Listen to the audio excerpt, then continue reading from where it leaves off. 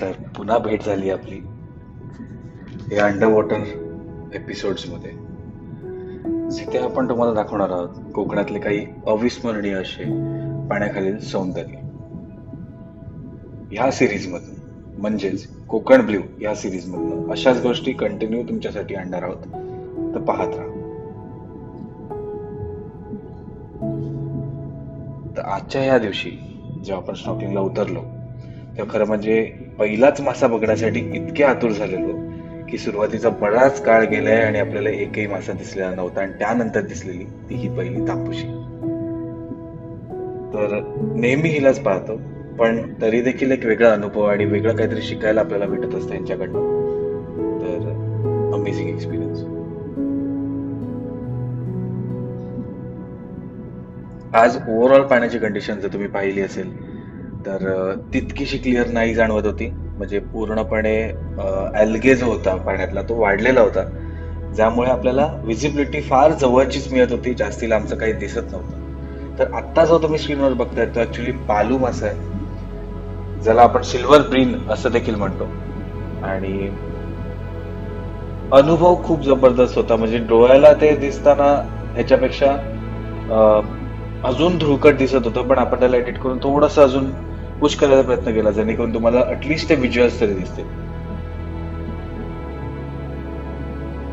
आणि त्यासोबतच हा अमेझिंग एक्सपिरियन्स जिथे 3 तांबूशा मासे आहेत ज्या आपल्याकडे आपल्या दिशेने आलेले आहेत आणि त्या रॉक्स कडे थांबून मग वळून जातात. अतिशय सुंदर फुटेज अशी कॅप्चर झालेली आहे आणि अमेझिंग एक्सपिरियन्स. त्यावेळेला ज्या वेळेला हे झालेलं ना, त्याच वेळेला मला असं वाटलं कधी एकदा घरी जातो आणि बघतोय की फुटेज कशी आली. जबरदस्त. तर तुम्हाला कशी वाटते ते देखील कमेंट सेक्शन मध्ये नक्की सांगा.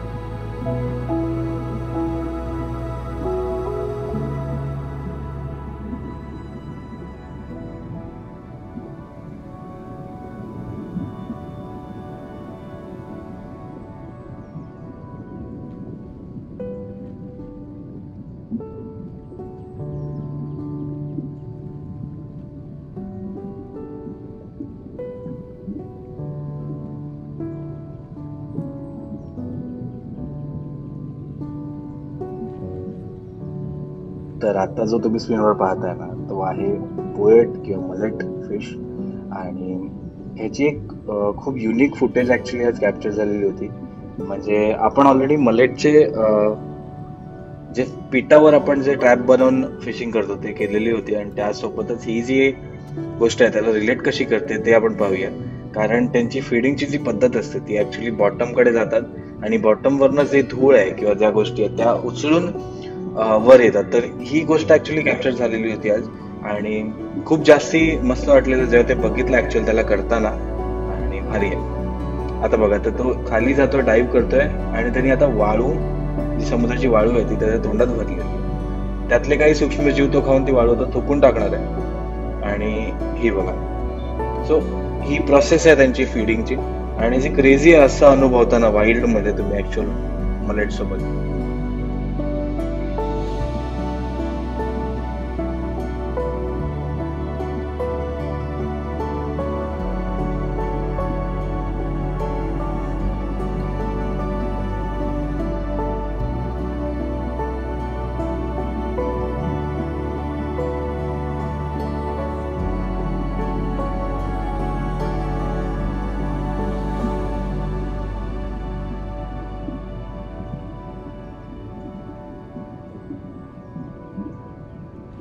तर आता जे काय दिसणार होतं ते खूप जास्ती अमेझिंग होतं, आणि अजून पण तर सगळ्यात जास्ती विविड आणि कलरफुल होतं.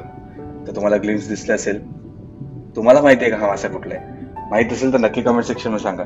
तर हे जेव्हा विविडनेस दिसलं ना, तेव्हा म्हणजे खरंच खूप जास्ती अमेझिंग वाटत होतं. म्हणजे मी अशी अपेक्षा करत होतो की पाण्याची क्वालिटी थोडी बेटर असावी, बट ठीक आहे, जे दिसलं ते खूप खूप भारी होतं.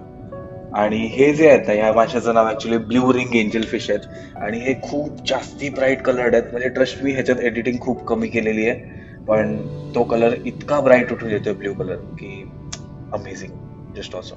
तर ह्यांना वावरताना बघायला खूप जास्ती मजा आली, आणि यांच्याबरोबर तांबूशा पण कम्फर्टेबली तिथे फिरत होत्या, आणि ते बघून खूप भारी वाटलं.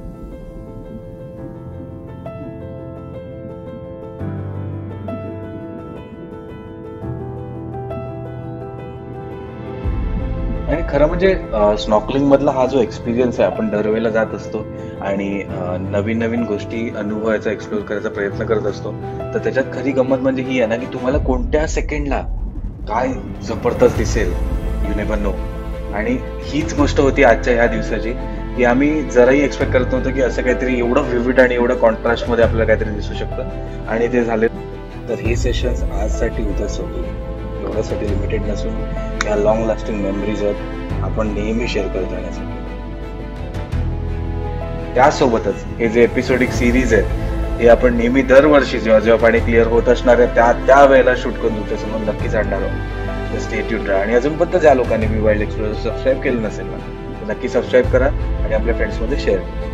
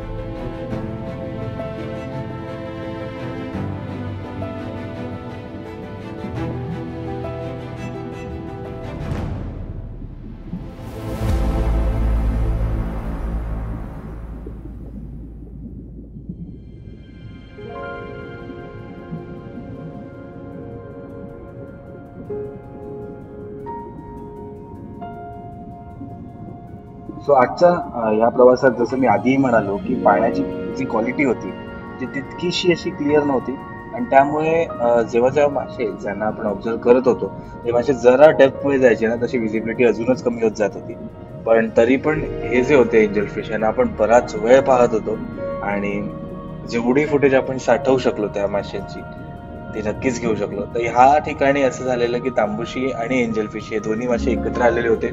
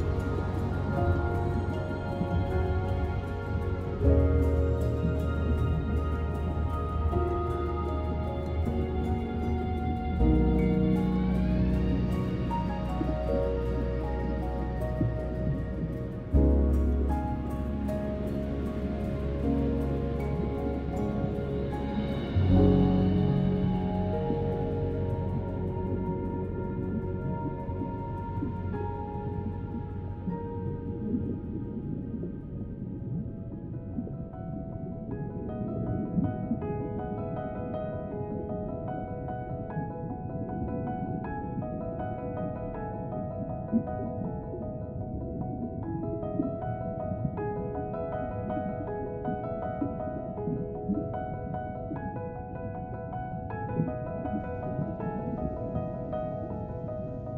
हा जो अनुभव आहे तुमच्या समोर घेऊन येण्याचा मेन उद्देश म्हणजे आपण नेहमीच कोकणात येतो आणि कोकणातल्या निसर्गरम्य अशा जागा बघतो.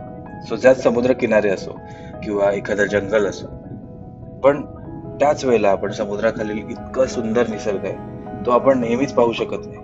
तर त्या गोष्टी तुमच्यापर्यंत पोहोचवायच्या.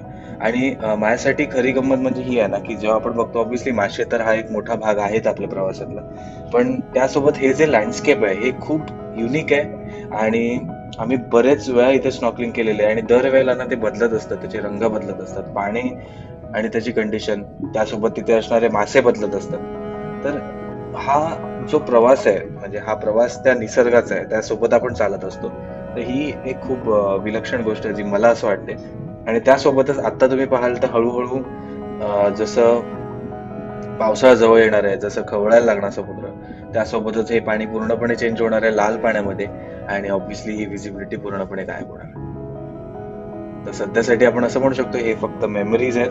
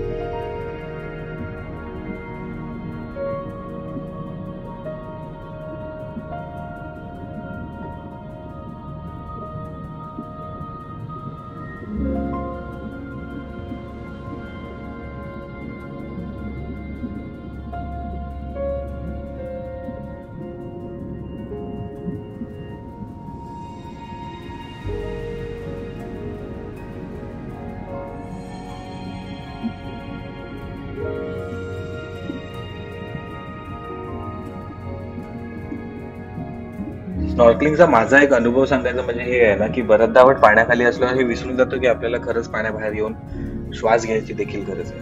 म्हणजे तो निसर्ग इतका हरवून टाकणार असतो आपल्याला, की प्रत्येक गोष्ट बघतोय ती एक नवीन गोष्ट दिसत असते. प्रत्येक लँडस्केप हे वेगळे वाटत असतात.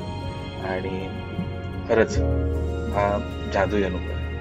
तर मला वाटतं हा प्रवास देखील गेल्या प्रवासासारखाच तांबुशनीत संपेल. आणि त्यासोबतच अजून पण ज्यांनी आदला व्हिडिओ म्हणजे एपिसोड 1 बघितला नसेल, नक्की जाऊन चेकआउट करा. मी आय बटन मध्ये लिंक देतो. आणि जितकं आवडेल तितकं शेअर करा.